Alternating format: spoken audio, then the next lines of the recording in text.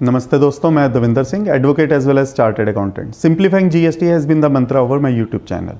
दोस्तों, आज जिस केस लॉ की मैं आपके साथ बात करने वाला हूँ, ये केस लॉ काफ़ी लेटेस्ट है और दिल्ली हाई कोर्ट के द्वारा डिसाइड किया गया है और ये जजमेंट काफ़ी लेटेस्ट जजमेंट है 7 जुलाई 2023 की।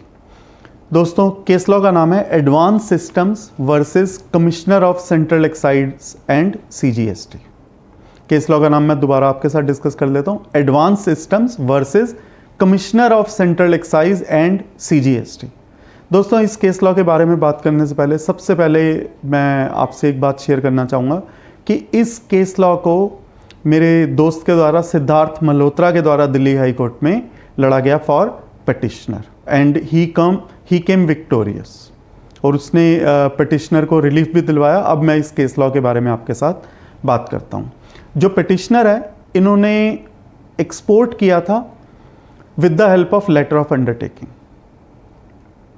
मीन्स जो एक्सपोर्ट किया था वो विदाउट पेमेंट ऑफ टैक्स किया था और उन्होंने रिफंड अप्लाई किया डिपार्टमेंट के पास और अपनी जो एप्लीकेशन फाइल करी वो RFD 01 में करी और जो रिफंड अप्लाई किया था वो पीरियड था जनवरी 2021 से लेकर सितंबर 2021। इट मीन्स 9 महीने का रिफंड इन्होंने मांगा था और ये 2 एप्लीकेशन थी।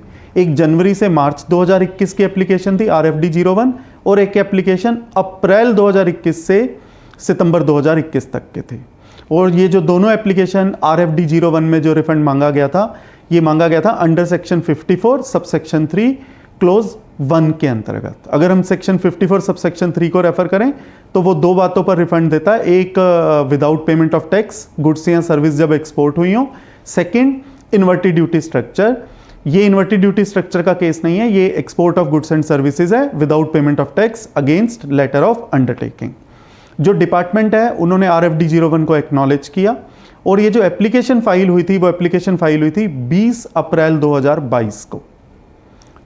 जो हमें 2 साल का पीरियड मिलता है, उस 2 साल के अंदर ही इस एप्लीकेशन को फाइल किया गया था। अभी इसमें मैंने वो 2 साल नहीं जोड़े जो कोरोना के अंदर 2 साल का एक्स्ट्रा पीरियड भी मिल गया था। इट मीन्स पिटिशनर के द्वारा अपनी रिफंड एप्लीकेशन RFD 01 टाइम में फाइल की गई थी।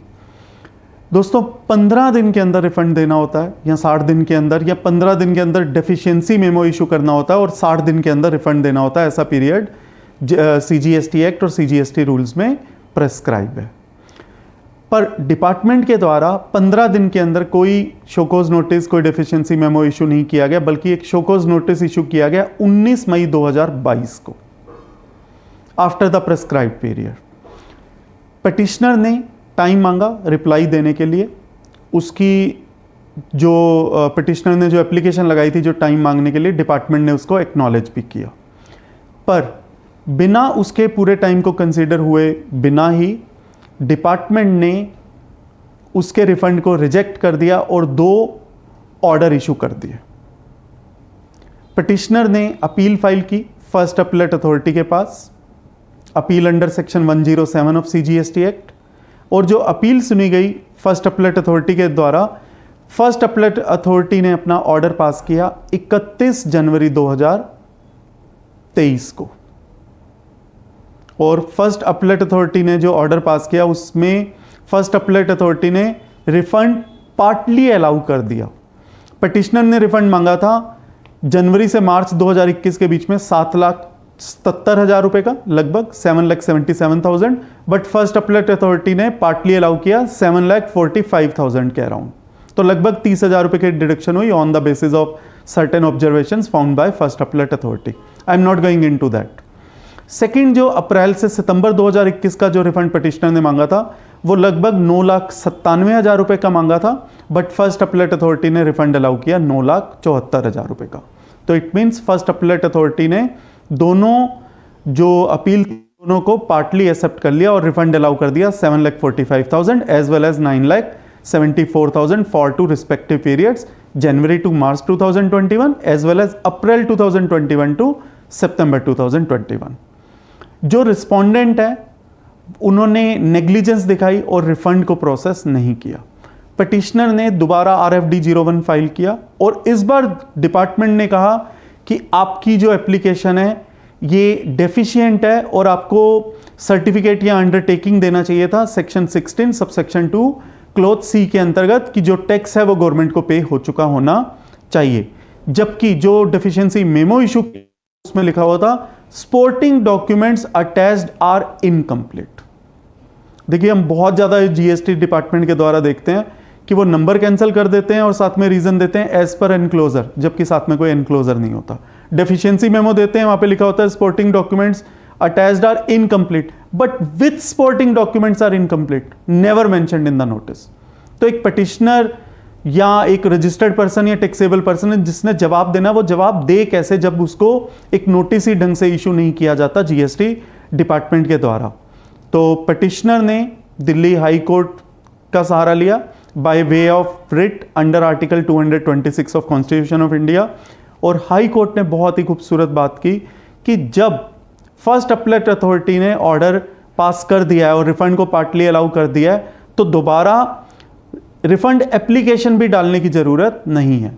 जिस पर डिपार्टमेंट के वकील ने, रिस्पोंडेंट के वकील ने कहा कि इनका कुछ ऐसा प्रोसीजर है कि एप्लीकेशन की जरूरत होती है।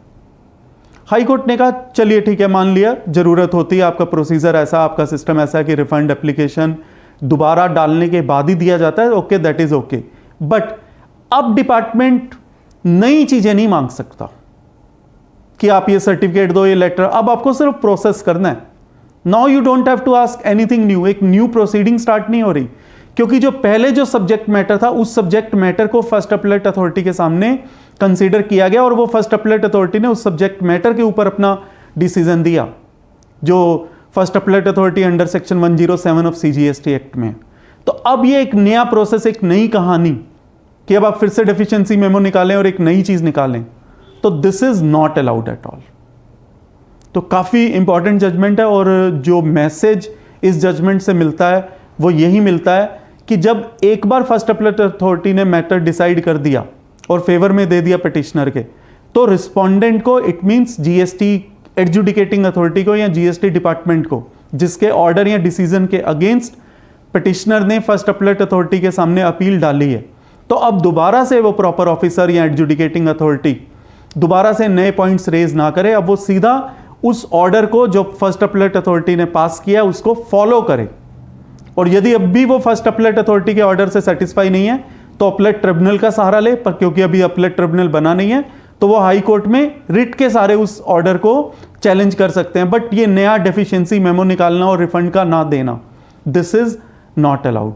दोस्तों, मैं इस पूरे केस लॉ से मैसेज जो आपको डिलीवर करना चाहता हूं वो मैसेज यही है कि अगर फर्स्ट अपीलेट अथॉरिटी आपके फेवर में डिसीजन देता है तो department has to follow that rather than raising new points of deficiency. और मैं वंस अगेन अपने दोस्त को सिद्धार्थ मल्होत्रा को कांग्रेचुलेट करना चाहूँगा कि काफ़ी लैंडमार्क जजमेंट वो हम सब प्रोफेशनल्स के लिए, बिजनेस ऑनर्स के लिए को लेकर आए हैं। उन्होंने इस केस को लड़ा, काफ़ी अच्छे से प्रेजेंट किया दिल्ली हाई कोर्ट के सामने, and once again I congratulate my friend advocate Siddharth Malhotra. दोस्तों, मैं उम्मीद करता हूँ ये वीडियो आपके बिजनेस एंडेवर्स के लिए और आपके प्रोफेशनल एंडेवर्स के लिए काफ़ी यूजफुल साबित होगा। धन्यवाद।